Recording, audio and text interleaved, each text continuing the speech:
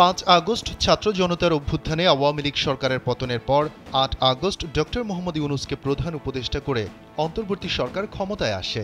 অন্তর্বর্তী সরকার শাসনভার গ্রহণের পর থেকেই বাংলাদেশের অন্যতম রাজনৈতিক দল বিএনপি সহ বিভিন্ন দল একটি যৌক্তিক সময়ের মধ্যে দ্রুত আগামী জাতীয় সংসদ নির্বাচন অনুষ্ঠানের রোডম্যাপ প্রকাশের দাবি জানিয়ে আসছে।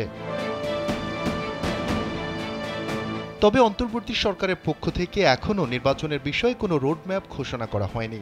তারা বলছে, একটি গণতান্ত্রিক রাষ্ট্র গঠনের জন্য দ্রুত প্রয়োজনীয় সংস্কারগুলো করার পরই আগামী জাতীয় নির্বাচন অনুষ্ঠিত হবে। এদিকে আন্দোলনের নেতৃত্ব দানকারী ছাত্রদের প্ল্যাটফর্ম বৈষম্য বিরোধী ছাত্র আন্দোলন বলছে, রাষ্ট্র সংস্কারের কাজগুলো শেষ হওয়ার আগে নির্বাচন হলে আবার নতুন করে তাদের ভাষায় ফ্যাসিবাদের আবির্ভাব ঘটবে।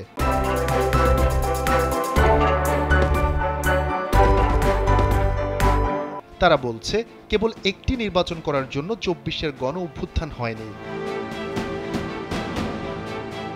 এই অবস্থায় অন্তর্বর্তী সরকার দায়িত্ব নেয়ার পর কেমন আছে বাংলাদেশ, এ নিয়ে কি ভাবছেন দেশের নাগরিকরা, এসব বিষয়ে 13 অক্টোবর থেকে 27 অক্টোবর পর্যন্ত ভয়েস অব আমেরিকা দেশব্যাপী একটি জরিপ পরিচালনা করেছে।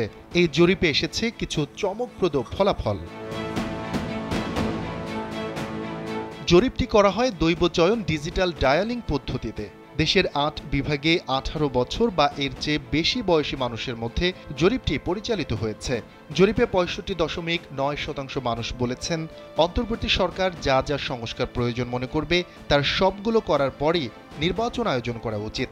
আর দেশের 61.1% মানুষ মনে করেন 1 বছরের মধ্যেই আগামী জাতীয় নির্বাচন অনুষ্ঠিত হওয়া উচিত। শুধু নির্বাচন সংক্রান্ত জরুরি সংস্কারগুলো শেষ করে নির্বাচন আয়োজনের পক্ষে মত 31.9% উত্তরদাতার।